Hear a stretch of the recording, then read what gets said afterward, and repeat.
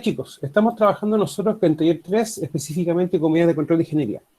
Ahora, las medidas de control siempre nosotros las vamos a colocar, pedagógicamente hablando, siempre van después del riesgo, para ir explicando una secuencia. Sin embargo, desde el punto de vista laboral, la medida de control siempre va a estar entre el peligro y el riesgo. ¿Para qué? Para que cuando el trabajador esté interactuando, alguna característica o atributo de esto no le pueda afectar y ocasionar un daño. Ahora, en la práctica, siempre uno tiene que primero pensar qué medida de control voy a implementar y ahí uno piensa automáticamente, implementemos ingeniería. Como hemos visto en varios elementos, varias cosas, es lo más lógico, pero independiente de que eso sea una lógica, nosotros de una forma u otra no podemos dejar al trabajador descubierto. Por lo tanto, mientras definimos qué medidas de control de ingeniería implementar, se implementa y después se verifica cómo está funcionando para que pueda bajar o disminuir algún atributo, para que el trabajador pueda interactuar sin su elemento de protección personal, recién vamos a retirar el EPP. Ahora, eso es claro, pero hay que también tomar conciencia de que muchas veces, por las características de las distintas sustancias o de algún riesgo, el elemento de protección personal igual es, ¿cómo se llama?, necesario de emplear, ¿ya? Y no estamos contraviniendo nada. Eso ustedes tienen que tenerlo bien claro. Eso netamente por lo que me establece el mismo Código del Trabajo, ¿ya? Se lo remarco mucho, porque les va a pasar siempre, oye, ¿y esto por qué hay que hacerlo así? ¿Qué ley me dice que tengo que hacerlo? Entonces, cuando uno da ese argumento en sí, y con varios argumentos, con varios decretos más, el empleador va a entender eso y va a empezar a hacer distintas cosas que necesarias para poder cumplir con aquello. Ahora, la medida de control, de una forma u otra, son los elementos de la palabra tangible, algo que tú puedes tocar. Un EPP, como esto se considera siempre una medida blanda, ¿ya? Recuerden que las medidas de control nosotros podemos clasificarlas o visualizarlas de dos formas. Uno, que son las medidas de control blandas y duras, y la ingeniería pertenecería a las barreras duras. Y lo otro es llevarlo a la famosa jerarquía de controles, ¿ya? Que son como las dos visiones que nosotros podemos tener de las medidas de control. Y eso no es incorrecto, ¿ya? Para que lo tomemos también en cuenta. Ahora, independiente de que la medida de control lo estemos trabajando entre el peligro y el riesgo, hay que darnos cuenta también que los procesos, las actividades, las tareas también van a significar peligros en sí. Porque puede ser el mismo trabajo o alguna condición del entorno o alguna condición de los materiales o de los equipos que va a poder generar aquello. Para que empecemos también a darnos cuenta que vamos a tener que hacer ciertos controles en cuanto a la operación o un control operacional de los distintos riesgos. Ahora, cuando uno habla de control operacional, chiquillo, uno lo hace netamente para que ustedes entiendan de que van a haber medidas de control que tienen que implementarse entre los trabajos, pero sin embargo, en el trabajo propiamente tal, cuando tú lo estás realizando, tiene que haber controles. Y eso es lo importante tomar siempre en cuenta. Ahora, en vista o en base a aquello, una de nuestras funciones primordiales es siempre ir chequeando y verificando constantemente la utilización, la implementación y cómo están trabajando los controles. ¿Ya? Y eso es importante, chicos. Nunca olvidar aquello. Ahora, nosotros tenemos ciertas atribuciones, ciertas responsabilidades. Una responsabilidad muy importante de nosotros es siempre verificar que estén todos los permisos de trabajo al día. O sea, como vamos a tener riesgos críticos, hay ciertos trabajos que van a aplicar sí o sí tener un permiso de trabajo. Ahora, los permisos de trabajo muchas veces van a estar asociados a tener implementadas medidas de control previas, ¿ya? Para poder también tomarlo de esa perspectiva. Hemos visto ya, bueno, la próxima clase, chiquillo, la próxima semana, vamos a empezar a hacer, vamos a hacer un taller como el que hicimos en la primera clase, pero con varios ejemplos, ¿ya? Para ver bien qué medida, cuáles son los pros, los contras, cuál sí, cuál no, ¿ya? Y empezar a hacer ese ejercicio, porque esa va a ser una de las dinámicas que va a también estar en la prueba, para poder también definirlo claramente. Ahora, muchas veces se comete el error de solamente definir la medida de ingeniería y colocarla, pero tampoco no se ve bien en el fondo cómo esta debiese funcionar. Se lo digo así porque hay veces que uno propone una medida de control, la conversa con supervisión, ya se ve el tema económico, se implementa y se deja ahí. Y nadie se acuerda de que hay que hacerle mantención, reparación, hay que verificar, entre otras cosas. Por lo tanto, esa también es la segunda visión que nosotros tenemos que ir teniendo como expertos en prevención. Que si tenemos medidas de control, hay que ver, por ejemplo, en el caso de ingeniería, hay que ver bien si van a haber actividades o elementos asociados a aquello. Ahora, y eso cómo nosotros podemos, en el fondo, explicarlo para que nos tomen en cuenta aquello. Ya, yo estoy obligado a mantener el trabajo en condiciones óptimas. ¿Ya? Artículo 22 del decreto 40. Por lo tanto, cuando nosotros también tengamos medidas de ingeniería que tengan que tener reparación, mantención, entre otras cosas, dentro de lo que es el plan de mantenimiento o el programa de mantención de una empresa en sí, tiene que estar también incluido esto, con especial énfasis en la revisión, mantención y reparación cuando sea necesario del sistema eléctrico. ¿Ya? Eso, chicos, hay que siempre dejarlo bien claro y tajante porque es un error o un fallo que siempre se comete, que en el fondo ya definimos el control, se coloca y ni siquiera se ve bien si está funcionando como corresponde, ¿ya? Eso a veces genera problemas. Y a veces es tan problemático que ni siquiera colocan, por ejemplo, un sistema de extracción de aire y aún así al trabajo ni siquiera ven si está extrayendo el gas como corresponde. Entonces, o colocan algo que no corresponde. Entonces hay temas que hay que empezar como a trabajar en el tiempo. Ahora, nunca olvidar que los controles de ingeniería van a ser siempre como un punto medio entre sustituir o eliminar un peligro. Ahora, el eliminar muchas veces es prácticamente es muy poco probable. O sea, si yo elimino algo, quizás no voy a hacer mi trabajo. Sin embargo, el sustituir o el cambiar una cosa por otra, sí. Eso ya es más viable. Ahora, cuando no lo podemos hacer por un tema económico, ya vamos a tener que estar trabajando de una forma u otra con los controles de ingeniería. Ahora, nunca olviden que cuando revisamos Pexor y Planesi, lo que es eliminar y sustituir, no sé por qué, lo colocan dentro de esto, del control de ingeniería. Ahora, tampoco olvidar que el elemento de protección personal no es más eficiente o es menos efectivo que una medida de trabajar directamente a la fuente con una barrera de ingeniería. Ahora, independiente que sea menos eficiente, de una forma u otra van a complementar. Ahora, si tengo una barrera o una medida de ingeniería y esta no funciona bien o no mitiga todo un riesgo, ese riesgo residual que puede quedar es el que también el EPP puede trabajar. O sea, por ejemplo, si tengo ruido, tengo, no sé, pues 120 y yo instalo una barrera que me disminuye 20, tengo 100. Y al trabajador le coloco un EPP que bloquea 25. Ah, ok, esos 20 que no pudo cubrir la barrera de ingeniería, los voy a cubrir con el EPP. Y así estoy trabajando bajo los 80 niveles de exposición para el trabajador. Y eso es lo importante. Y quizás la medida de ingeniería no va a ser tan buena, no va a ser tan eficiente como nosotros esperamos que sea, y lo que no puede proteger o lo que no puede controlar esto, lo vamos a trabajar con lo que tenemos acá. ¿Ya? Ahora, a la hora de empezar a trabajar la distinta medida de ingeniería, siempre hay que tener como criterios, ¿ya? Criterios. Y un criterio, el primer criterio es que la medida de control que nosotros implementemos no genere, no produzca más situaciones o no genere riesgo adquiridos. ¿Ya? O sea, es algo bien concreto. Y para eso, dejen buscar una foto chiquilla que les quiero mostrar una cosilla que me pareció bastante interesante, de hecho. Denme un segundito.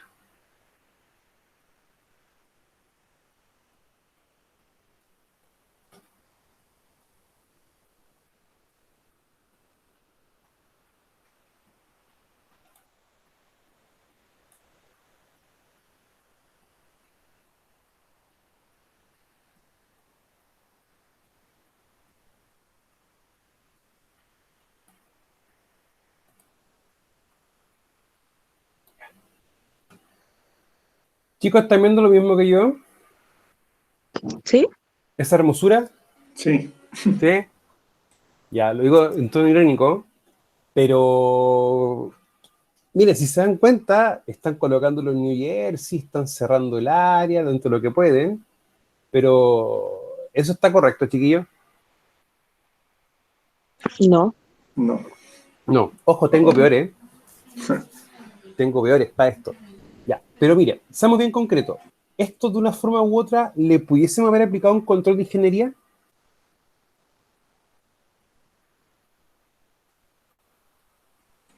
¿Usted se refiere a la realización de ese trabajo? Exactamente. Sí. Ya, porque primero empecemos a analizar algo. ¿Este es el uso que tiene una excavadora? No. No, Por lo tanto, ¿qué tipo de riesgo estamos generando acá? adquirido. Ya, ahí estamos partiendo de una base correcta. Ahora, mire, yo necesito que la persona esté trabajando a esta altura. Ahora, lo más probable es que esto sea una altura superior a 3-4 metros de altura. ¿Ya? ¿Y qué hubiera sido lo correcto para esta persona? ¿Cómo trabajar como medida de control en sí?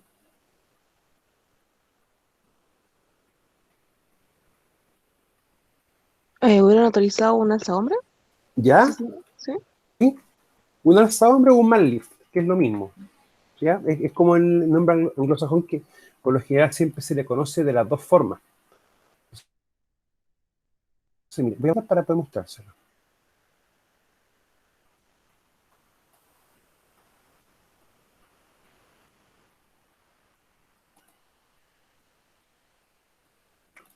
Podría ser eso en ese caso. ¿Ya? Claro. Ahora, en la práctica, eso es una medida de control, pero es un equipo en sí. Es un equipo, una herramienta, es un equipo, si lo clasificamos de acuerdo al GEMA. Recuerden que la componente equipo hace equipo o hace referencia a equipo herramienta. Por lo tanto, esto, pese a que es un equipo, va a ser en sí una medida de control adecuada para poder trabajar. Ahora, como lo que sí muchas veces, y uno puede discutir, es con el canasto o con el canastillo. Ahora, lo principal que uno a veces discute con esto es que, claro, uno dice, del piso al pie del trabajador voy a tener sobre 1,8 metros. ¿Y qué implica eso? Que tengo riesgo de caída libre, por lo tanto, debo de tener alguna forma de que el trabajador quede suspendido, si llega a caer. ¿Ya? Ahora, por la estructura de esto, lo más probable es que quede a esta altura, no menos por acá. Por lo tanto, ahí a veces viene la dificultad de ver bien cuál va a ser la medida de control más adecuada. ¿Ya? O sea, medida de control complementaria. Porque en este caso, a esto, ¿cómo yo le coloco un punto de anclaje para poder colocar un estrobo o un cabo de vía con un arnés? ¿Cómo lo haría?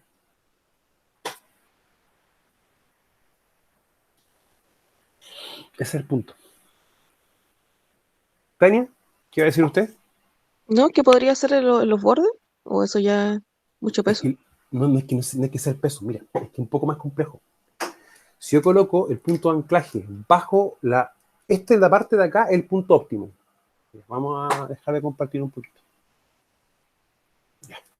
El punto de anclaje, el óptimo sería acá, porque cuando la persona caiga, va a quedar suspendida. ¿Ya? Por lo tanto, siempre la persona tiene que trabajar así, nunca con el punto de anclaje y esto enredado, porque si cae, se ahorca. Ahora, si yo coloco un punto de anclaje bajo el punto medio, eso es un problema, pero cuando la persona caiga, va a hacer un efecto péndulo, se va a pegar con la estructura y no va a esperar que también se pueda ahorcar. ¿Ya? Por eso es un tema. Ahora, hay equipos de esto que lo han reacondicionado, lo han dejado de fábrica con ciertas características. Ahora, también acá hay un tema de presiones. Por lo general, esto viene con sistemas que evitan que esto pueda perder presión, o también viene con unos sistemas de bloqueo. ¿Ya? Por eso que esto es mucho más lógico y cuerdo que esto. ¿Ya? Ahora, esto puede perder presión y el balde automáticamente puede hacer este ejercicio, puede bajar y la persona tener una caída libre. Porque si vemos un poco más, aunque en la calidad no es muy buena en imagen, si ustedes se dan cuenta, no hay la persona está posada nomás en el balde. Profe, ¿Mm? para que comparta la Ah, pantalla. perdón, chiqui. No te me a ver si me fue.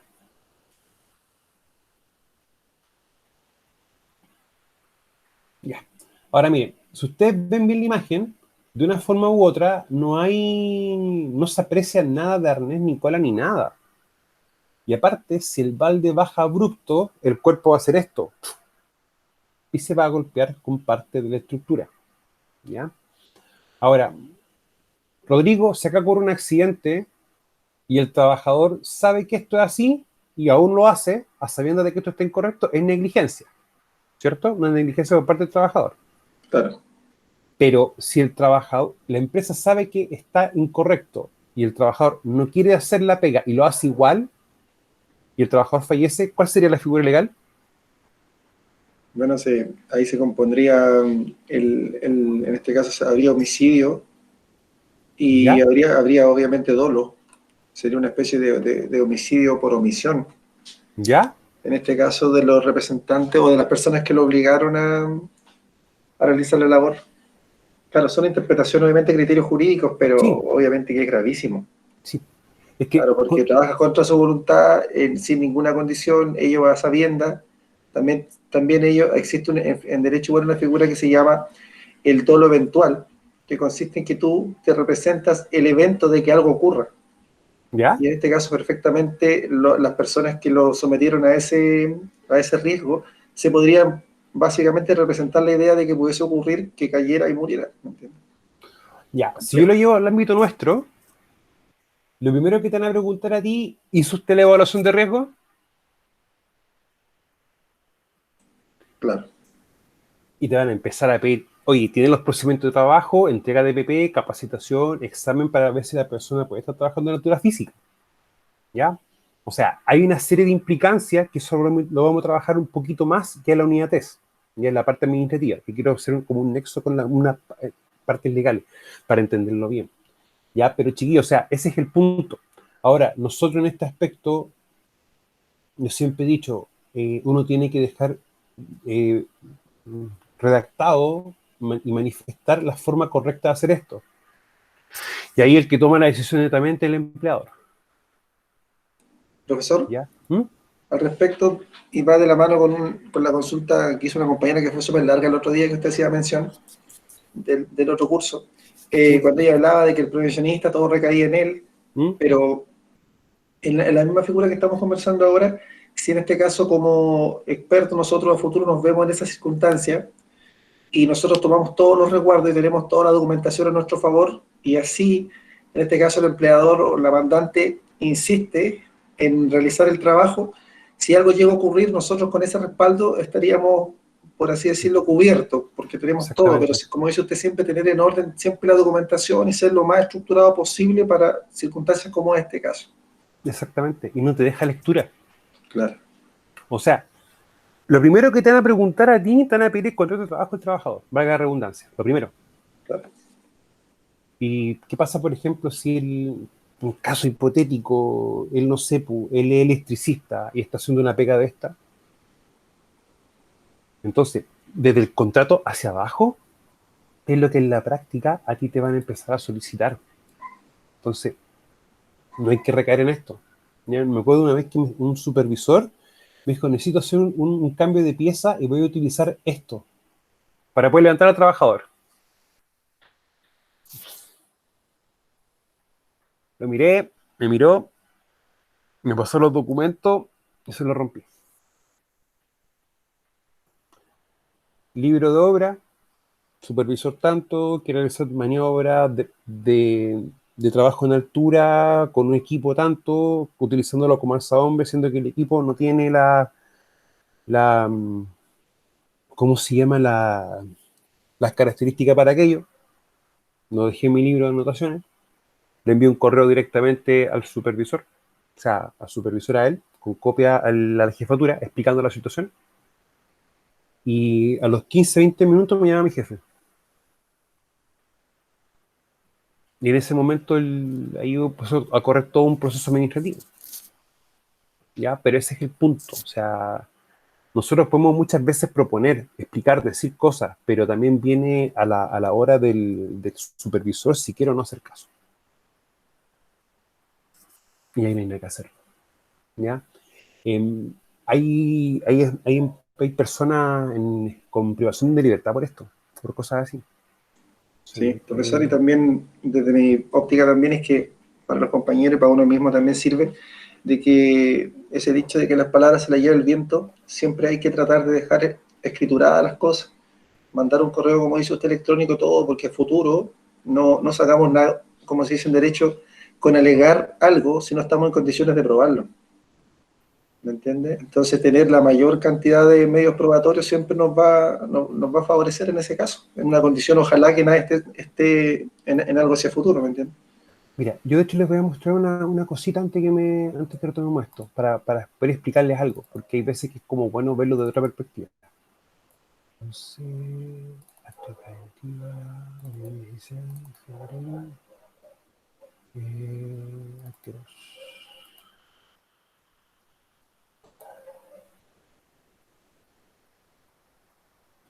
Por ejemplo, yo cuando trabajaba, hacía eso.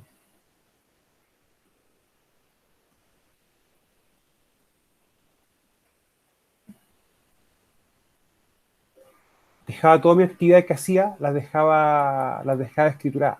En el fondo un respaldo, porque esto viene a ser un manifold. Es así. O sea, por ejemplo, acá se revisa equipo medidor de gases, se encuentra operativo, pero debe realizar mantención y calibración. Vamos a la tarde, por ejemplo, que se tenga que medir gases y el equipo no tiene la respectiva mantención y calibración, la medida que tú hagas no es válida. Por lo tanto, no estás midiendo gases. Y estás incurriendo en una práctica que va a estar trabajando sin un protocolo básico que, por ejemplo, en espacios confinados, que es medir gases. Entonces, hay veces que no es por ser quisquilloso ni majadero, pero yo quiero que ustedes entiendan algo. Uno tiene que ser ordenado, metódico, mantener siempre los respaldos de todas las actividades y todas las cosas que uno ve que están incorrectas, ¿ya? Y eso es un respaldo. El segundo respaldo que uno debe generar si la mutualidad va a la empresa y te hace un levantamiento o te hace una inspección y te deja varias observaciones. Y esas observaciones, al estar recomendadas por un documento de la mutualidad, viene a pasar un evento bien específico. Es prescripción. Te están prescribiendo algo y la prescripción tiene un peso de validez legal. Según las prescripciones que te están haciendo a ti, tiene directa relación con la ocurrencia de un accidente fatal o grave, automáticamente tienes que implementar eso. Porque cuando ocurre un accidente fatal, aparte de pedirte una serie de documentación, te van a solicitar a ti como empresa las prescripciones y los registros de visita de la mutualidad. Y eso también lo hacen en paralelo con la mutualidad. Entonces, ¿qué pasa si, por ejemplo, la mutualidad te recomendó la medida A, B, C y D, y esas 4 medidas estaban para evitar un accidente fatal, y tú no la implementaste a sabiendas de que tienes que implementarlo? Ese es el punto. Ese es el punto, chiquillo. No es mala onda, aunque uno sea majadero, pero ustedes tienen que entender eso. ¿Ya? No, por eso que la figura legal de nosotros es asesor. ¿Ya? No me voy a cansar, chiquillos, de repetírselo, porque de verdad hay que tomarle el peso a aquello. Y en ese aspecto siempre, chiquillos, ¿ya? Porque ese comentario que hicieron en clase, si ustedes se dieron cuenta, yo lo respondí bien mesurado, bien calmado, no, ni siquiera me alteré la voz, nada. Pero lo respondí bien elocuentemente. Y es porque ese comentario en sí es un comentario muy habitual que uno escucha como experto en prevención. ¿Ya? Se los digo bien francamente, chiquillos, que a nosotros siempre nos achacan responsabilidad y culpas que no corresponden.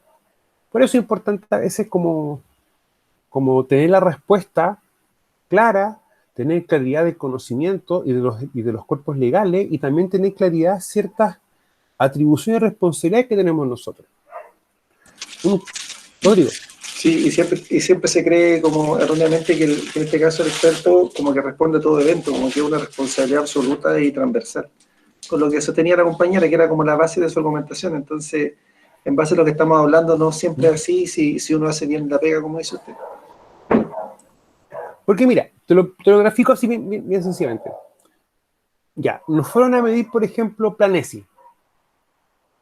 Hicimos todo Planesi, hicimos las mediciones de etapa cualitativa y dentro de las recomendaciones te piden que tienes que tener un sistema de captación de polvo en el origen, complementario a aquello, un elemento de protección personal.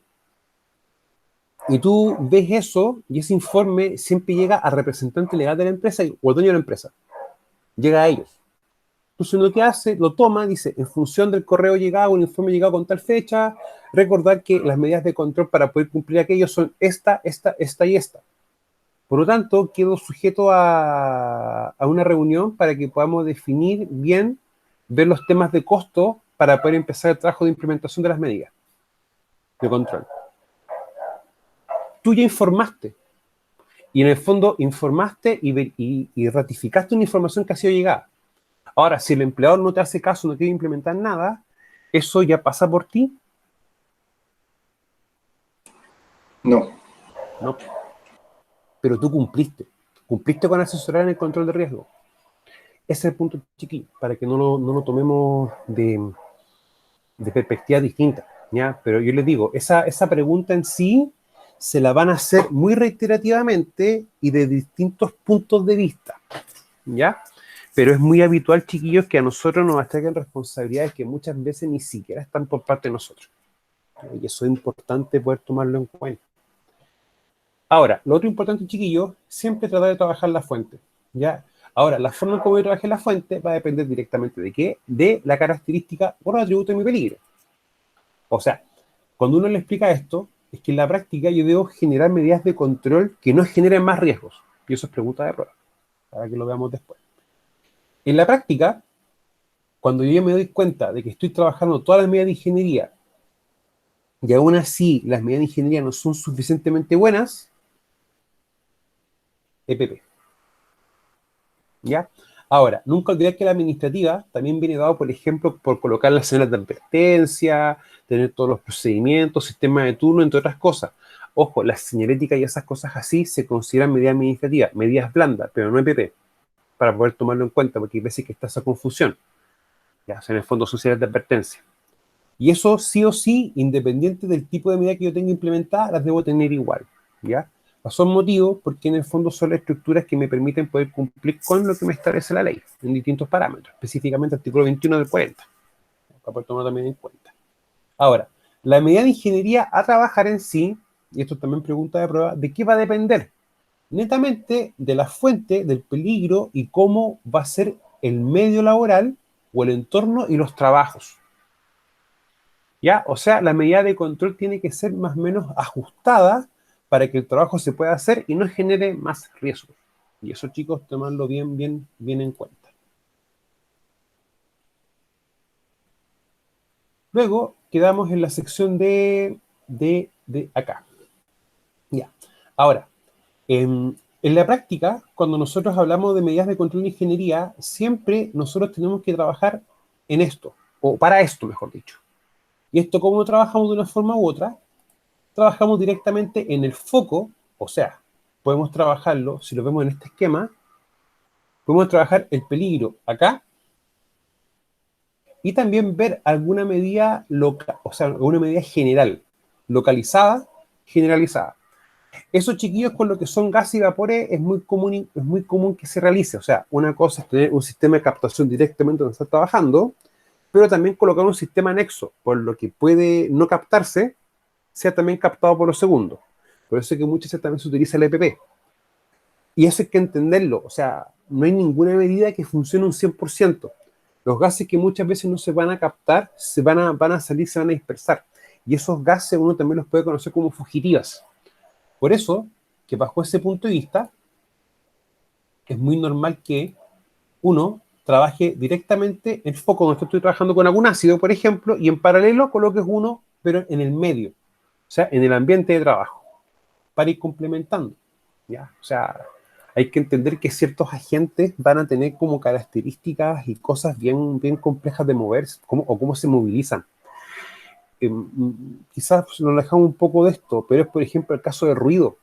O sea, tú tienes un motor, algo que te genera ruido en sí, pero si tú estás en un lugar que, por ejemplo, es de puro concreto, es lo más probable que el ruido, cuando tú lo percibas, vas a sentirlo mucho más fuerte. Y claro, porque el ruido va a empezar a rebotar. Entonces, muchas veces por eso se instalan paneles acústicos para que el ruido se absorba y no se devuelva también. Ahí vamos a tener temas. O sea, las medidas de control, por eso que uno les explica a ustedes que las medidas de ingeniería, de una forma u otra, dependiendo de la gente, se trabaja acá y se va trabajando en el medio. ¿Ya? Y eso es lo importante tomar en cuenta. O sea, lamentablemente, esto no es como una receta de cocina. Yo siempre lo he hecho así. Pero sí uno tiene que empezar a ver cómo observar, cómo dejar estructuras para poder trabajar. Ahora, el foco es lo principal, y lo que nosotros podemos ir trabajando de una forma u otra. Y esto podemos trabajarlo con una media ingeniería. Si colocamos un sistema de extracción en el medio, también sigue siendo para la ingeniería. Si, por ejemplo, colocamos una caseta o algo que en el fondo permita que no entre nada, eso también sigue siendo una barrera de ingeniería. Si, por ejemplo, a la caseta le colocamos un sistema para que ingrese aire filtrado, eso también es barrera de ingeniería. Ahora, si yo al trabajador, por ejemplo, le coloco un respirador o le coloco unos áfonos, acá para el tema de ruido, y un respirador para el tema de polvo y gases, ya ahí no está haciendo una barrera de ingeniería, está haciendo una barrera de BP. Eso hay que tomarlo en cuenta. Ahora, de una forma u otra, hay que siempre analizar caso a caso, y es lo que yo quiero que hagamos en la próxima clase. Ya vamos a ver por lo menos unos 5 casos, y vamos a ir viendo uno a uno, pro, contra, características, lo que sí, lo que no, ¿ya? Porque la evaluación va a tener casos, y ustedes van a tener que ir respondiendo ciertos casos, para poder tomarlo en cuenta. Ahora, independiente de que uno tenga que aplicar medidas de ingeniería, nunca está de más el EPP para así poder controlar el riesgo residual. ¿Ya? Eso, chiquillos, para que lo tomemos bien en cuenta. Con el EPP, chiquillos, les va a empezar también a veces a pasar un fenómeno que... a ver, hay un tema primero, que el EPP va a durar un tiempo. ¿Ya? O sea, el EPP no es eterno. ¿Ya? Primera cosa. Segunda cosa, el trabajador, al pensar que tiene el EPP puesto, piensa que es el control máximo. Y se olvida a veces de los otros controles, no los toma en cuenta. Tercero, el trabajador tiene que entender de que el EPP lo tiene que cuidar. ¿Ya? Y el trabajador también tiene que entender que si él rompe el EPP, él lo tiene que después pagar. ¿Ya? Para que lo entendamos bien claramente. Ahora, el EPP, chiquillo, es material plástico, tiene goma, esponja, alambres, entre otros elementos. Por lo tanto, son elementos que son que van a durar un tiempo en específico. ¿Ya? Se los menciono ¿por qué? Porque yo, claro, si tengo una media de ingeniería, utilizo un EPP para poder controlar el riesgo residual que queda cuando la medida de ingeniería no funciona completamente. La medida de ingeniería puede disminuir su función o no puede ser tan eficiente. Y bajo ese punto de vista, el trabajador se confía de sobremanera en el EPP, para que igual evitar aquello, o sea, explicarle que el EPP tiene ciertas características. Ahora, en la próxima unidad vamos a ir trabajando eso, ¿verdad? Vamos viendo cómo se revisan los EPP, cómo se gastan, cómo se desgastan, y todos esos parámetros, ¿ya? ¿Por qué se los digo? Porque el trabajador a veces no sabe cuando un EPP está malo, o de frente no sabe cómo pedir que le cambien un EPP. ¿Ya? Aunque parezca paradójico, ¿ya? Pero dice, es que no sabía. Entonces, cuando usted haga la capacitación teórica práctica, tienen que explicarle eso, cómo se revisa el EPP, ¿ya? Y cuál es el mecanismo o la forma de que ellos puedan solicitar un EPP nuevo, ¿ya? Ahora, para su tranquilidad, los tapones desechables, por ejemplo, duran un día. Los filtros mínimos te van a durar 2 o 3 semanas. Puede ser un poquito menos, un poquito más, pero no más del mes. Porque tú abres un filtro y ya 30 días, chao filtro. Y así sucesivamente, o sea, van a tener ciertas duraciones. Con respecto al casco, el casco uno siempre recomienda cambiarlo al lo menos una vez al año. ¿Ya? Cada vez que sufre un golpe o un accidente, cambiarlo. Ya muchas veces me tocó ver un caso de un trabajador que no cambió el casco en varios años, porque le gustaba el casco. No sé por qué, pero no lo cambiaba. Y lo otro importante, el casco del arnés. Eso también puede tener rotura o un desgaste. O sea, el EPP a veces se va a componer por varias cositas. Ahora, no sé si a usted le ha pasado algo o le han preguntado que si el casco adentro tiene una cosa como una fecha de vencimiento, ¿ya? Los números y como unas rueditas de números con flechas que están dentro de los cascos en la parte interna, eso hace referencia a la fecha de fabricación, ¿ya? Y que te dice el fabricante, y cada vez que un casco sufre una caída o un golpe hay que darlo de baja, para poder también tomarlo en cuenta. Ahora, sobre el foco, ¿cómo nosotros podemos trabajarlo? Bueno, se puede trabajar de distintas formas. Diseñando el proceso teniendo en cuenta los riesgos higiénicos, sustituyendo el producto, y yo marqué con negritas parte de lo que van a ser como actividades o netamente medidas de ingeniería que uno puede utilizar. Ahora, correcto mantenimiento. Quizás en sí no es una medida de control por sí sola, sino que va a ser una medida de control que va a trabajar también con las otras medidas de control. Ahora, por ejemplo, modificando el proceso, encerrando el proceso, aislando el proceso, utilizando métodos húmedos y extracción localizada. Si yo llevo esto a este contexto de acá, Ese día, si ustedes se acuerdan, habíamos hablado del caso de qué pasaba, por ejemplo, si acá habían oficinas, ¿no es cierto? Sí, las que se podían ver atrás y se apreciaba. Ya. Entonces, ¿qué pasa? Que yo acá tengo una situación porque yo no puedo encajonar esto para evitar el ruido. Pero sin embargo, el ruido que se está generando acá va a empezar a pasar a esta sección de acá. Por lo tanto, bajo el punto de vista de lo que estamos trabajando acá, quizá yo no pueda trabajar directamente el foco en sí, pero lo que sí podría hacer es producir un aislamiento del proceso. O sea, en ese sentido, quizás no encajonarlo o cerrarlo completo con un habitáculo, con una habitación. Sin embargo, ¿qué yo podría hacer, por ejemplo? Colocar barreras móviles. ¿Ya? ¿Para qué? Para evitar que el ruido, una cantidad de ruido importante, llegue a una oficina. ¿Ya? Y eso hay que verlo así, chiquillos, porque en la práctica vamos a empezar nosotros a generar riesgo a la exposición de los trabajadores por actividades anexas. Y eso es un problema. Ahora, medidas de control van a ser muy específicas y puntuales, dependiendo de esto, para tampoco generar más riesgo. Ahora, independiente que, por ejemplo, acá tengamos un sistema de captación de acerrín, igual va a quedar una cantidad de acerrín en el ambiente. Ahora, ¿por qué uno dice, pero profe, entonces coloquemos el MMP del trabajador y esto encajonémoslo completo? Ya, y eso no es correcto. El acerrín tú lo puedes tocar, lo puedes palpar. Sin embargo, hay partículas muy finas que pueden quedar en el ambiente de trabajo. Es un caso que vamos a trabajar a la tarde, ya cuando estemos viendo los espacios confinados. Cuando hay cierto material muy pequeño, diminuto, partículas muy diminutas, combustibles, y bajo ciertas cantidades de poco oxígeno, y frente a una fuente de ignición, eso puede ocasionar un incendio. Y eso uno lo puede, por ejemplo, asociar a los LEL, a los Low Explosion Level, o a los niveles mínimos de explosión, o los máximos de explosión, ¿ya? Es algo como muy particular, pero por eso uno también tiene que a veces tener esa noción, porque si tú encajonas esto en un cuarto, automáticamente, y no le inyectas aire, va a tener condiciones muy puntuales. Ahora, eso no va a trabajar a la tarde, ¿ya? Porque hay dos situaciones. Una, poco oxígeno, que podemos producir un incendio, y otro, mucho oxígeno, enriquecimiento excesivo de oxígeno, y también podemos producir un incendio. O sea, hay cosas que por eso yo les digo, las medidas de ingeniería hay que revisar bien esto, completo, para ver bien el diseño y así no estar generando riesgos anexos. O sea, acá nosotros, por ejemplo, tenemos un riesgo de incendio, netamente porque esto funciona con electricidad, va a haber fricción, etcétera. Pero no agregamos un riesgo de incendio por una condición del ambiente, para poder tomarlo también en cuenta bajo esa perspectiva. Entonces, cuando yo voy a modificar el proceso encerrando el proceso, aislando, utilizando métodos húmedos o extracción localizada, en la práctica esto va a depender propiamente tal del trabajo, ¿ya? De las características y atributos que tenga este. Por lo tanto, aunque parezca majadero, cada vez que nosotros veamos algo, automáticamente de ese trabajo empezamos a separar el gema completamente. Los procedimientos de trabajo tienen eso incluido, aunque ustedes no lo han visto de manera directa. Razón, motivo, cuando tú tienes un procedimiento, bueno, coloca el objetivo, alcance, todas esas cosillas, y más abajito vas colocando materiales, equipos y herramientas. Y dentro de los objetivos, tú vas planteando el tipo de trabajo y dónde el trabajo se realiza.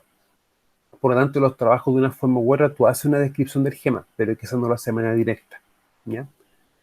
Entonces, siempre hay que ver bien qué voy a utilizar en función del gema. ¿Para qué? Para que la medida de control que yo implemente no afecte o genere riesgos asociados o riesgos adquiridos. Entonces, el foco chiquillo, de una forma u otra, lo podemos trabajar acá, ¿ya? Ahora, el medio, limpieza, ventilación general, aumento de la distancia entre el emisor y receptor y sistemas de alarma. O sea, por ejemplo, si esto genera ruido y yo tengo oficinas, en este caso, porque el trabajador va a ser un receptor indirecto. ¿Por qué indirecto? Porque no está expuesto directamente al ruido. Lo que uno puede hacer perfectamente es alejar el foco para poder que llegue menor cantidad a las personas. Ahora, limpieza. Nosotros siempre tenemos que tener un programa de limpieza y un programa de mantenimiento, de infraestructura y medidas de control de ingeniería, ¿ya? Para poder tomarlo también en cuenta. Yo no lo digo por capricho. sino que cuando a ti te van a fiscalizar, dentro de los de elementos que te van a preguntar, te van a decir, oiga, ¿usted tiene un programa de mantención de sus instalaciones? Ah, ya. Oiga, pero usted hizo la mantención, entonces tiene un registro de las mantenciones que están hechas. Programas de mantenciones, o por ejemplo de limpieza, dentro del programa de limpieza, uno tiene que siempre colocar, por ejemplo, cuándo o cada cuánto hacen lo que es ¿cómo se llama? El control de plagas en las empresas. Entonces, dentro del programa de limpieza y mantención, uno coloca control de plaga y eso la frecuencia te lo dice la misma persona que hace la aplicación. Y eso también hay que tomarlo en cuenta, y es una obligación. Y lo otro asociado también a limpieza es la segregación de basura. O sea, entendámoslo no como que tenemos que separar vidrio, papel, cartones, orgánico, inorgánico, lata, todo eso, que sería lo ideal. Pero el 594, como lo habla de segregación de basura, es que tú, en la empresa o la instalación, tengas un lugar con rejas, por ejemplo, habilitado para dejar la basura. ¿Ya? Y que eso por lo general tenga una forma de control de plagas, o sea que no pueden ingresar ratones o algún animal dentro del lugar.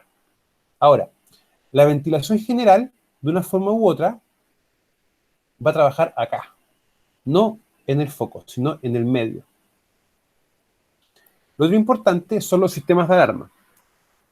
Ya, por ejemplo, cuando tenemos lo que son gases, que eso también lo vamos a trabajar a la tarde, yo ocupo un equipo medidor de gases. El equipo, cuando detecta un alza de un parámetro de los gases, empieza a volverse loco de inmediato. ¿Ya? Y lo bueno de aquello es que la alarma y el pito que suena es bastante fuerte y se escucha. ¿Ya? Por lo tanto, no hay excusa de que no se sintió. Hay empresas que cuando detectan esto, también colocan alarmas paralelas para que uno pueda apretar un botón o dar aviso y también la empresa haga una ejecución de una alarma para poder colocar en alerta a los demás. Otro sistema de alarma son también algunos sensores de proximidad, por ejemplo, en temas de conducción, ya que eso también es algo que pueda suceder.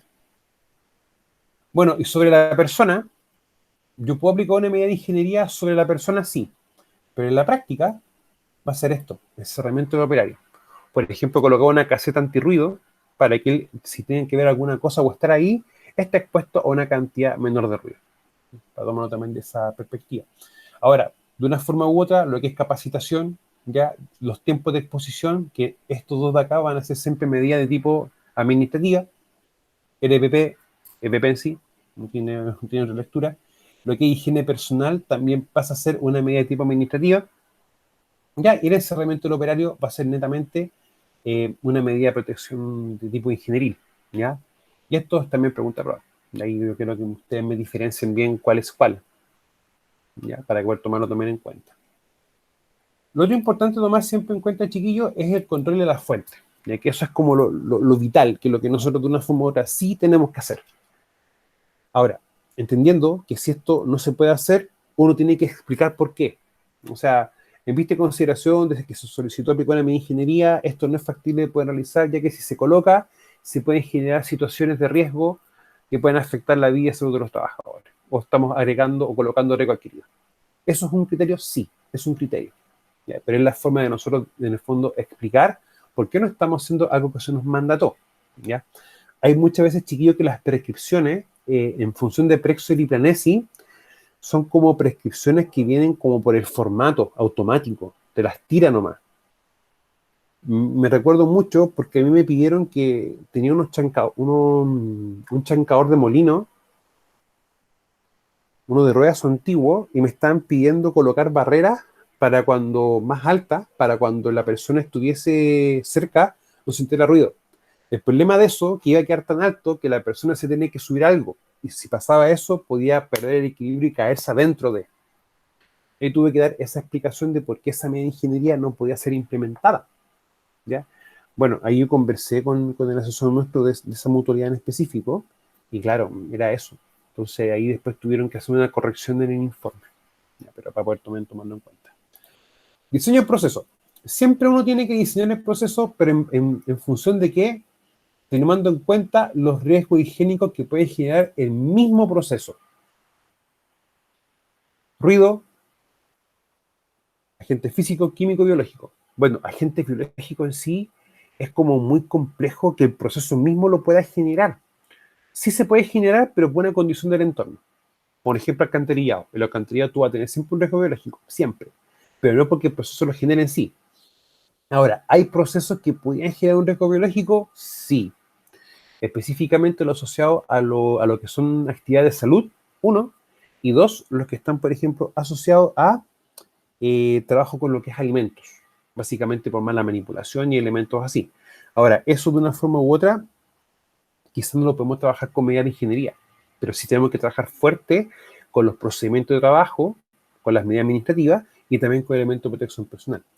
Bueno, el objeto de dicha atención es el correcto diseño del proceso, así como los instrumentos maquinarias que lo llevarán a cabo. Tres parámetros que conviene señalar a la hora del diseño son encerramiento del proceso, automatización y la integración del cálculo de balance de masa con objeto medir la capacidad de formación de sus productos. Ya. Lo último está en chino mandarín. Pero, ¿qué es lo importante entender esto? Que el proceso sea lo más óptimo posible para que el proceso genere lo que tenga que generar y genere la menor cantidad de descarte. Es como, por ejemplo, cuando están haciendo pan. Cuando hacen pan, colocan el paño a masa y después empiezan. Y después queda masa sobrante. Ese sobrante nuevamente se reintegra al proceso. Ya que eso en el fondo es lo que viene a hacer. Ahora, encerramiento del proceso, que en el fondo sería poder trabajar el foco, ¿ya? O de frentón automatizarlo, que evitar que queden personas expuestas a aquello. Chique, por favor, deme un segundo.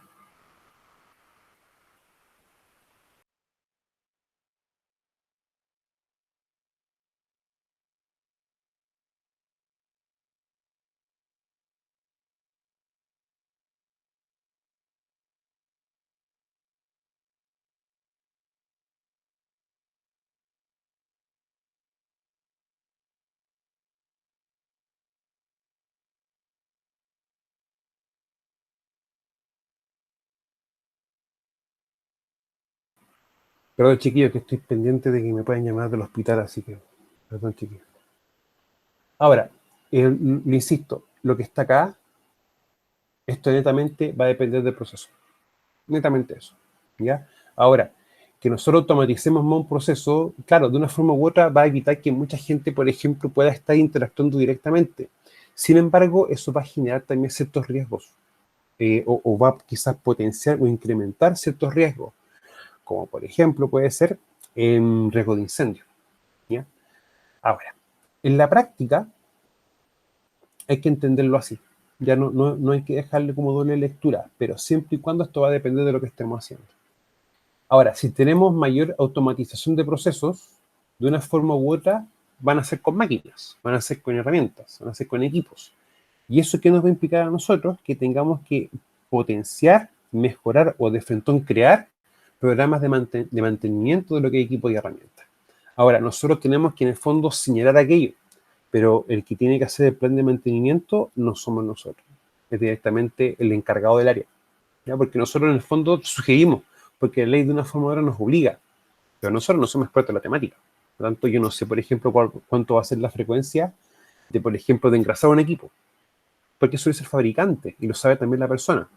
Lo que sí nosotros tenemos que ver bien es cuando ya el programa está, y por poner un ejemplo, en la semana 1 hay que hacer engrase, y uno que va, oye, por favor, necesito que me muestren los registros del engrase que hicieron tal día. Ah, ok. Ya, eso es lo que uno hace en el fondo. Va viendo que lo que se está programando tenga las evidencias de que la actividad se hizo. Ya que eso también es otra función nuestra, ir chequeando cosas en la práctica, en el terreno. Bueno, sustitución del producto.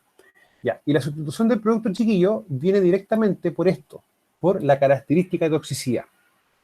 Ahora, esto es complejo de hacer porque en la práctica tú tienes que darte cuenta que un proceso, una tarea, quizás necesita utilizar un insumo en específico, pero tú tienes que ver la opción de poder cambiar uno por otro. Ya, y esto donde puede, por ejemplo, ser más sencillo para nosotros o poder visualizarlo y explicarlo es con los productos de limpieza. Ya, o sea, uno puede elegir productos de limpieza que tengan efectos menores y que no tengan un daño mayor a la persona, pero en función de que pueda hacer el trabajo, pueda tener lograr matar o aplicar ciertos cambios de pH, entre otras cosas, ¿ya? Pero no produciendo daño directamente a la persona mayor, que eso es lo importante de tomar en cuenta. Ahora, sustituir los disolventes por otro menos riesgoso, ¿ya? Y eso es lo que uno puede ver. Ahora, en operaciones de limpieza se puede estudiar la utilización de soluciones acuosas con detergente adecuado en lugar de disolventes orgánicos. Esto último pasa a muchos chiquillos con lo que es el rubro agrícola. Ya lo que es el rubro agrícola, por protocolos de limpieza o procedimientos, más que protocolo está muy mal usado el concepto en sí. Uno tiene que tener claridad de que hay que mantener ciertas actividades, ¿ya? Y ahí viene todo lo que es los programas de orden de limpieza. Ahora, un programa de limpieza quizás no va a ser el mismo, por ejemplo, para una constructora que para un restaurante. Los restaurantes, ustedes saben que las cocinas terminadas el día tienen que quedar limpia completa. Entonces, ahí también va, dependiendo del trabajo, la intensidad o la forma en cual el plan tiene que ser desarrollado y tiene que también llevarse a cabo. Ahí, por eso les digo, hay que analizar caso a caso. También otro elemento importante es el cambio de las condiciones físicas de las materias primas, ¿ya? Ahora, o sea, por ejemplo, es como que yo, si lo vemos, por ejemplo, desde el punto de vista ergonómico, es como que en vez de estar comprando sacos de 25 kilos de harina, porque la manipulación es más grande, compara sacos de 5 kilos, 3 kilos o bolsas de kilo, que en el fondo va a ser más fácil poder manipular, ¿ya? Ahora, eso va a tener pro y contra. Un contra directamente es el precio que este va a tener, ¿ya? Otro ejemplo también es cuando uno compra cloro, pero no compra el cloro en solución acuosa, sino que compra el cloro en seco, que puede venir en pastillas, por ejemplo, granulados. Cuando ese es el caso, ok, se va a sacar entonces la cantidad específica que va a utilizar, ¿ya? Teniendo en cuenta que el cloro líquido tú lo abres, automáticamente sale olor. Entonces, mientras todo lo que sea la manipulación va a implicar un riesgo. Por lo tanto, es importante ver la forma en cómo yo puedo quizás comprar el mismo producto, pero que tenga una presentación o una característica distinta, ¿ya? Y eso lo entendieron, por ejemplo, con las harinas. Ahora la harina, el grano de harina es mucho más grueso que antes. Ya antes era demasiado pequeño el grano y se esparcía muy rápido. Ahora es más grande el granito. Por lo tanto, cuesta menos que se mueva. Bueno, hay trabajos en los cuales se puede modificar el proceso sin cambiar el resultado de la operación, logrando variar ampliamente las condiciones de trabajo, ¿ya? Y acá viene también otro tema. Yo, por ejemplo, quiero pintar algo. Y la pintura tú vas a estar claro de que mientras estés pintando va a estar expuesto a la pintura en sí y quizás a los distintos solventes, porque la pintura se tiene más concentrada, uno quiere una aplicación distinta, o quizás tienes que aplicar un barniz o una laca, que son mucho más fuertes.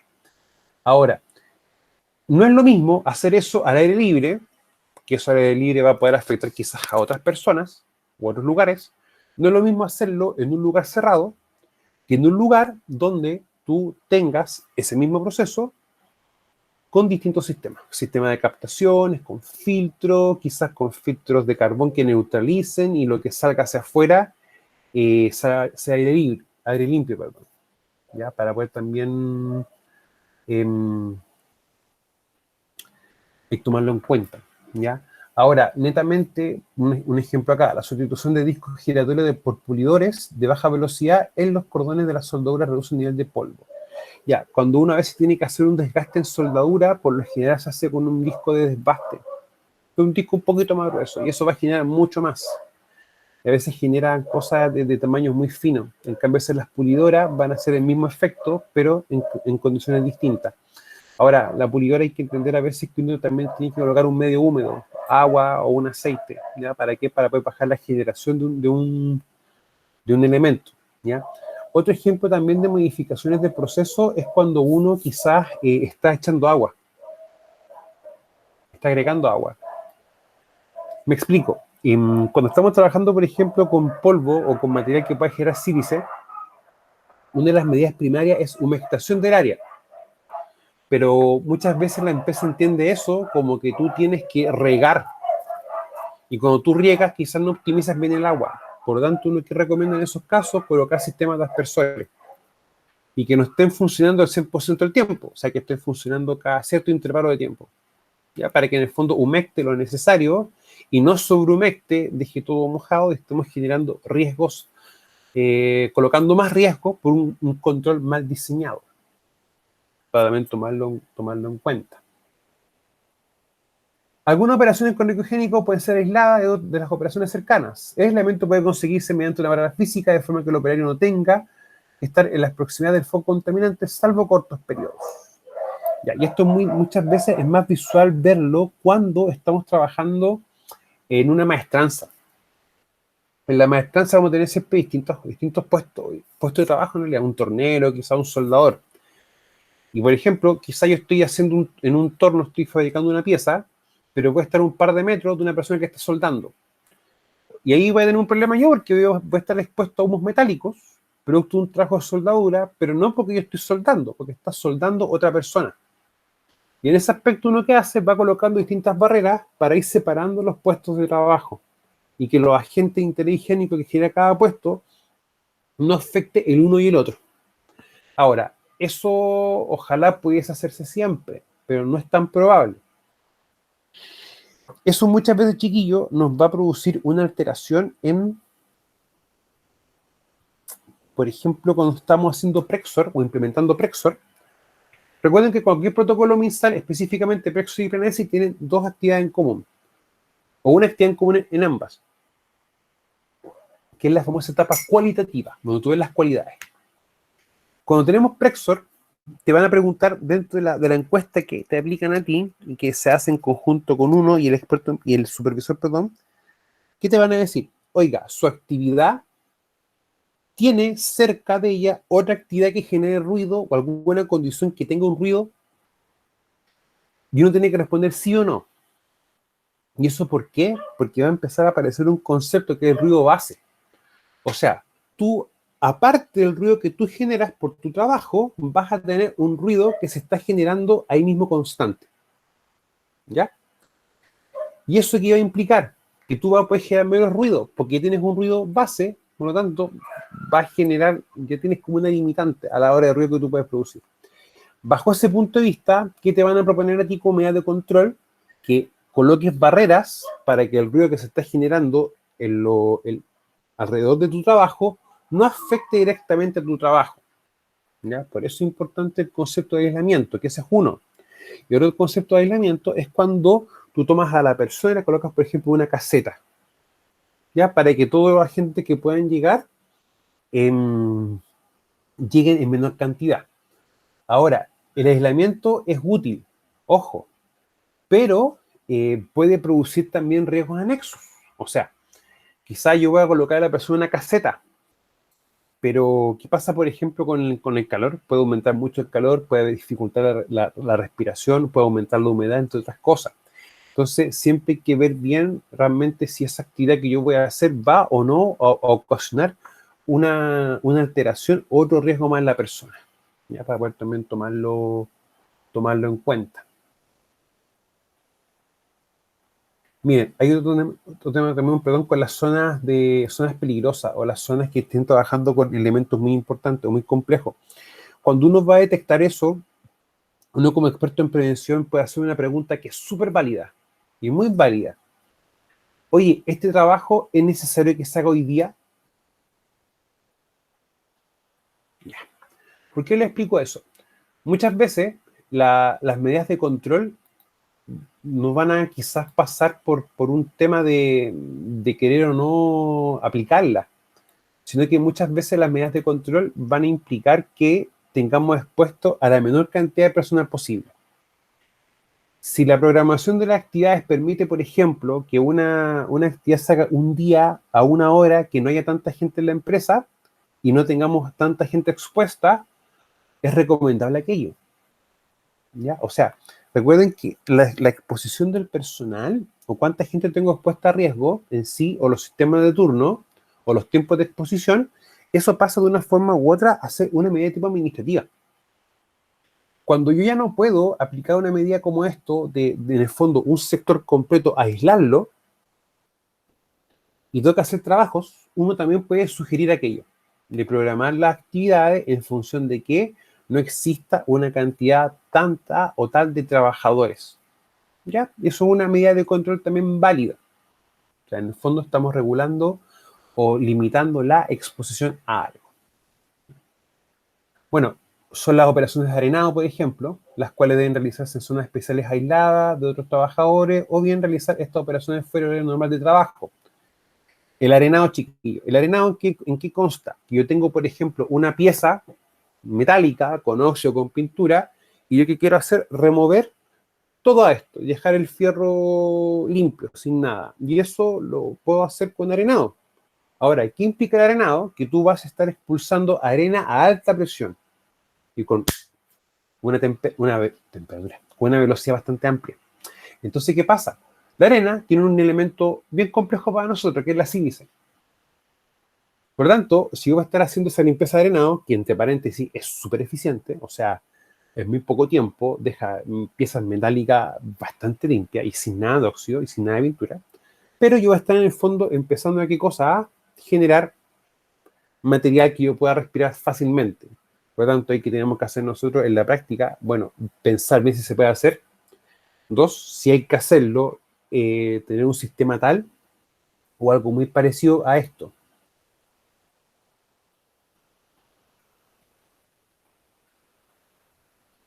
Que en el fondo tú tengas la pieza, tengas la manguera, con lo que sea la arena, en alta presión, tengo un sistema de guantes y tú, toda la operación que hagas, tú no interactúes de manera directa con ella.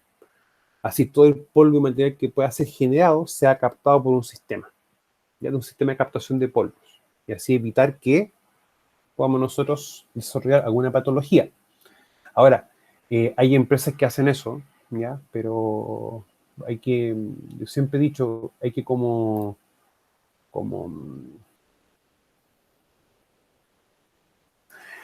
evitar hacer ciertas actividades cuando tenemos mucho personal.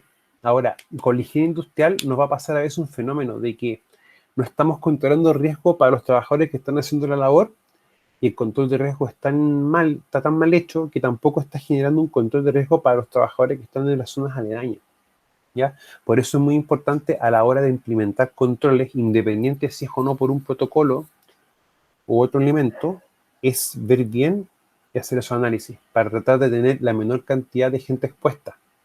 Porque sería paradójico que, por ejemplo, tener un nivel de alto de ruido y uno empieza, por ejemplo, a tomar el sonómetro, o el decibelímetro, que es el nombre más correcto, y uno empieza, por ejemplo, a ir a distintos lugares y te das cuenta que una secretaria, que su labor es atender llamadas, por ejemplo, enviar correos, ver el tema de correspondencia en otras labores que pueda hacer, va a estar expuesta, por ejemplo, a niveles altos de ruido. Porque en ese caso, la persona también va a tener que estar expuesta, perdón, al estar expuesta, va a tener que de una forma u otra someterse a un programa de vigilancia epidemiológica. Tener que hacer audiometría de manera constante. Por eso es importante que de una forma u otra nosotros expliquemos estas cosas y tampoco normalicemos situaciones.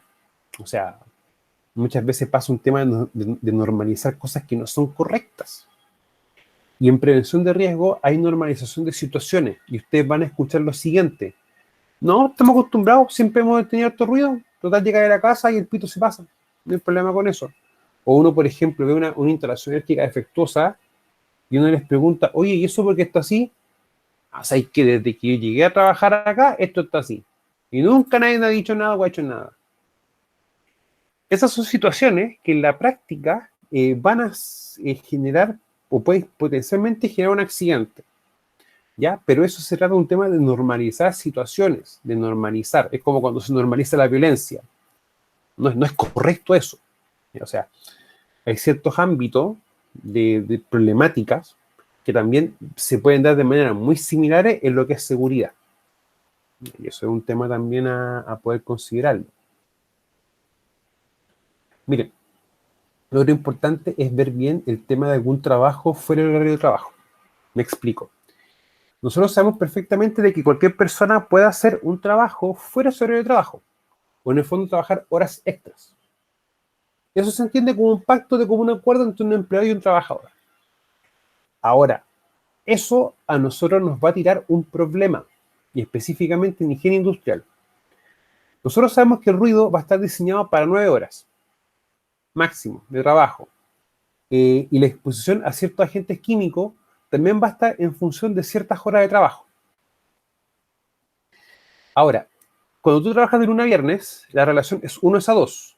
O sea, un bloque del día expuesto a riesgo y 2 bloques del día en situación de descanso para que tu cuerpo pueda repararse. Si yo coloco a una persona haciendo trabajo en tiempo extra, ¿ya? O sobre tiempo, pero trabajo que implique riesgo higiénico, yo no voy a poder exponerla al mismo nivel de riesgo. De hecho, tenéis que hacer el cálculo para poder bajar los niveles de riesgo, porque la persona va a estar trabajando más tiempo.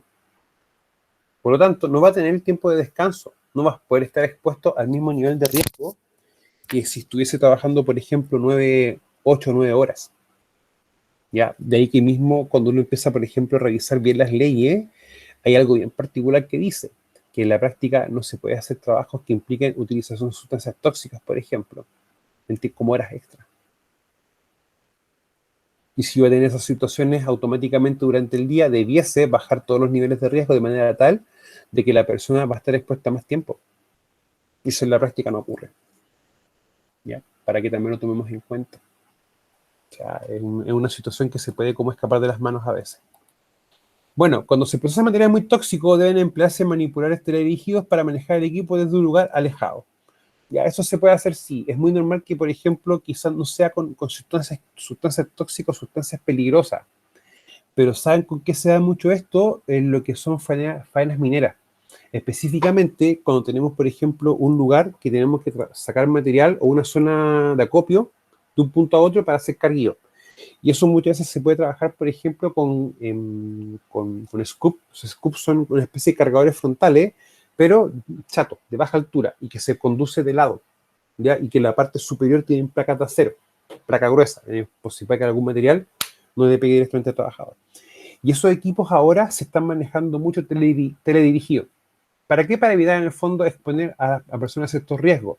Que en faena subterránea tenemos un riesgo muy complejo que es lo que corresponde a exposición a ruido, exposición a polvo, a gases y humos nitrosos.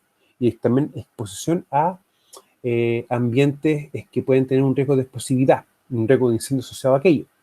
Entonces, como hay mucho riesgo higiénico, a veces es muy complejo poder darle un control al trabajador. Y de ahí tiene que utilizarse estas metodologías para, en el fondo, no exponer personas a riesgo innecesario. Bueno, habría que tomar medidas de control especiales en los periodos dedicados a la limpieza del equipo aislado o también a la limpieza del área. Ahora, si yo tengo esta característica de que tengo un equipo trabajando en zonas con mucha concentración muy alta contaminante, cuando este equipo tenga que ser limpiado o intervenido, los trabajadores también tienen que trabajar con un procedimiento asociado a ¿qué? A manipulación o trabajo en áreas tóxicas. O sea, básicamente buzos de papel, guantes, 100% del tiempo, respiradores con filtro, etc. Ahora, si las concentraciones de la sustancia puede producir la muerte en muy baja cantidad, ahí también implica otra cosa, equipo de respiración autónoma y trajes completos.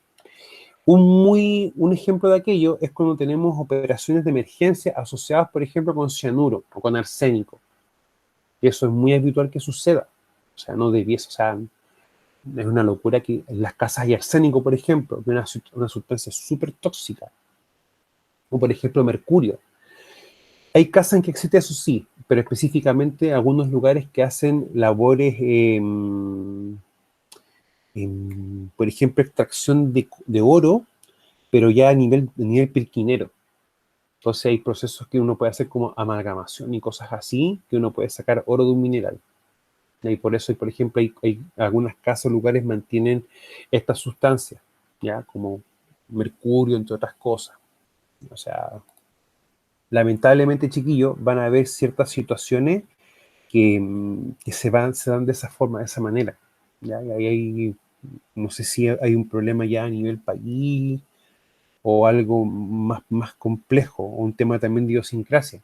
O sea, hay lugares que vive, por ejemplo, de las labores de pirquinero, y eso es habitual que pase. ¿Ya? Y ahí hay un tema para nosotros, porque muchas veces lo que es el control de riesgo, lo demás, se trabaja a nivel industrial, empresa mediana, pero lo que es empresas pequeñas es más complejo eso, y hay muchas veces que eso ni siquiera se aborda. O sea, también para que lo puedan tomar en consideración, chiquillos. O sea, Hay un tema también social muy fuerte con aquello. Bueno, métodos húmedos, ¿ya? Cuando uno habla de método húmedo, en la práctica es para toda labor en la cual se genere una situación de mucho polvo ambiental, ¿ya? Los métodos húmedos también donde se aplican mucho es para poder controlar el polvo ambiental, por ejemplo, en caminos, en faenas mineras o en caminos mineros, ya que ahí también se aplica mucha humectación. Ahora hay que hacerlo bajo ciertos parámetros, ciertas condiciones, para que esa cantidad de agua no sea en exceso y estemos generando situaciones que puedan producir accidentes, ¿ya? Para poder también tomarlo en cuenta. Ahora, las concentraciones de polvo peligrosas pueden ser reducidas por la aplicación de agua o cualquier otro líquido sobre las fuentes de polvo. Ahora, en minería, quizás, o en actividades que sea, por ejemplo, análisis de minerales, o ver, por ejemplo, una ley de un mineral en un macizo de roca, hay ciertas labores, por ejemplo, como son los sondajes o perforaciones, y sacan algo que se llaman testigos, que son una especie como unos tubos de roca, los cuales después son fragmentados, pulverizados. Vea el método que utiliza la empresa para poder analizar su contenido mineral. Cuando hay que hacer el corte de un testigo, se hace con un disco adiamantado, ¿ya? Y eso genera polvo. Y también genera mucho calor. Por lo tanto, se aplica agua, un método húmedo, ¿para qué? Netamente, para que el corte no se caliente tanto la zona, no se sobrecaliente el disco y este pueda producir un incendio o una fragmentación, pero también el polvo que se va generando quede, ¿cómo se llama? Quede en solución acuosa, para que este no salga al ambiente. ¿Ya? Ahora, es importante, ¿cómo se llama? Hay que igual hacerlo como con cuidados, porque muchas veces se comete el error de sobrehumectar. Ahora, en los caminos, ¿cómo uno puede ver esto? Cuando tú vas caminando y tú te das cuenta que el agua ya no está mojado, el agua empieza a aflorar, y si hay pendiente, el agua empieza a escurrir. Eso se llama, hay un concepto que se llama la capacidad de campo, que es la cantidad máxima de agua que puede absorber un terreno, y cuando ya el agua ya se absorbió por su totalidad, y tú colocas más agua, el agua empieza a escurrir.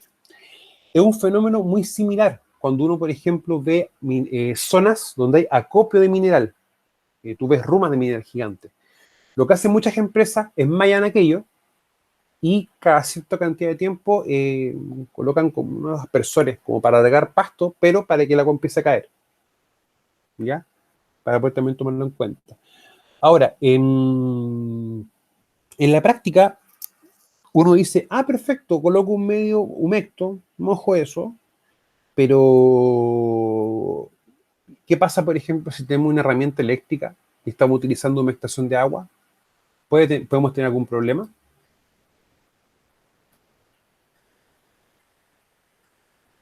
Chicos, Sí, sí. ¿Y qué riesgo podemos tener ahí? contacto con energía eléctrica. ¿Ya? ¿No es cierto? Ya. Por lo tanto, es bien inteligente. Y cuando uno va a utilizar medios húmedos, primero que todo hay que ver si la máquina está diseñada para tal evento. La máquina puede funcionar bajo ese punto de vista, ¿ya?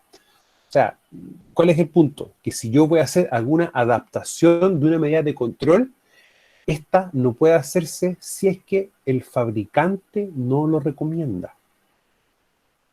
O sea, ese es el punto, chiquillo. O sea, yo puedo hacer implementar medidas de control o definir medidas de control, pero también tengo que ver realmente si el equipo que voy a intervenir me va a permitir hacer eso. O sea, en el fondo, no hay que intervenir cosas que quizás no se puedan hacer. Ese es el punto, chiquillo. Trabajarlo para en el fondo no estar agregando riesgos a cosas innecesarias. O sea, es un tema aquello. Bueno, el método húmedo es uno de los procedimientos más sencillos para el control de polvo, si bien su eficacia es en función de la correcta realización del método, este puede requerir el agregado de un agente humectante y es necesaria la eliminación del polvo antes de que se seque. ¿Ya? Lo que hacen muchas empresas, por ejemplo, cuando están haciendo los cortes, el agua con polvo se capta en un balde y luego eso se coloca en un lugar, ¿ya? Se coloca en otra parte que no afecte tanto. Eso puede ser un elemento. Ahora, si después el agua se seca y queda polvo, lo que se hace es una limpieza, ¿no? Se va limpiando constantemente el área para poder evitar que el polvo permanezca en el ambiente, ¿ya? Ahora, no es por experiencia mía, me llaman mánico. Hay veces que mi alergia se me descompensa o me descompenso yo. Pero el tema del control del polvo en el ambiente de trabajo, chiquillo, es algo que es bien complejo. La cantidad de personas que tienen patologías respiratorias es bastante alta, ¿ya? O sea, siempre es importante que la persona que tenga una afección pulmonar se haga los controles, o sea, se haga la radiografía cuando corresponda, uno, por ejemplo, y también cada cierto tiempo se haga una espirometría, que en el fondo se le puede medir cuánto es el volumen de aire que está expirando, ¿ya? Para ver bien si su función pulmonar es la adecuada. ¿Por qué se lo hago referencia? Es muy habitual que las personas a veces no sepan eso y están acostumbradas a respirar mal. Y tú les pasas un medio de protección respiratoria y después tú ves que las personas están haciendo crisis asmáticas o se colocan rojas, tienen mucha dificultad para respirar. O sea, una persona que tenga asma ya de por sí no respira igual que una persona sana. Eso hay que tenerlo como noción. Y lo otro es que si la persona respira mal y tú le colocas un filtro, que en el fondo, claro, es para que no entre contaminante a su cuerpo, pero de una forma u otra, tú vas a tener que forzar más la respiración, ¿ya? Ahora, ¿eso por qué se los hago referencia? Porque independiente de que yo tenga, por ejemplo, un sistema de extracción, sin embargo, si esto no se complementa con lo que es limpieza, no funciona, ¿ya? O sea, ese es el punto. El pensar que al tener una pura medida de control es lo más eficiente, eso es falso. O sea, una medida de control va a trabajar un parámetro, pero lo demás hay que también irlo complementando. Programas de orden y aseo o programas de limpieza, que es lo mismo, mantención, revisión periódica, estar chequeando los elementos, estar chequeando, revisando cosas, chiquillos. Entonces, por eso es como bien decidor lo que nosotros podamos ir trabajando, ¿ya? Y eso se lo digo, chiquillos, o sea, no caigamos en el cliché de que ya colocamos una extracción y colocamos una EPP, ¿ya?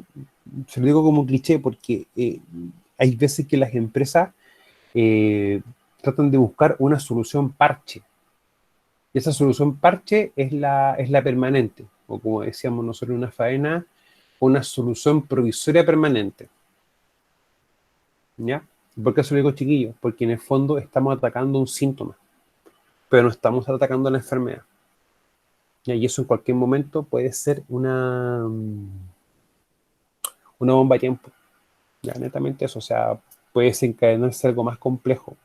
¿Ya? Y eso es bien habitual. Chiquillos, no sé si a ustedes les quedó alguna duda o consulta que puedan tener. Por mi parte, no. ¿No? No, profesor, ninguna No, duda. profe, se ¿Ninguna? entiende. Ya. Entonces, chiquillos, nos vemos a la tarde. ¿Ya? La próxima semana vamos a terminar de revisar lo que nos queda de presentación y vamos a empezar a analizar casos. ¿Ya? Para ir viendo los pros, los contras, que me voy a implementar, que me van a implementar, entre otros elementos, ¿ya?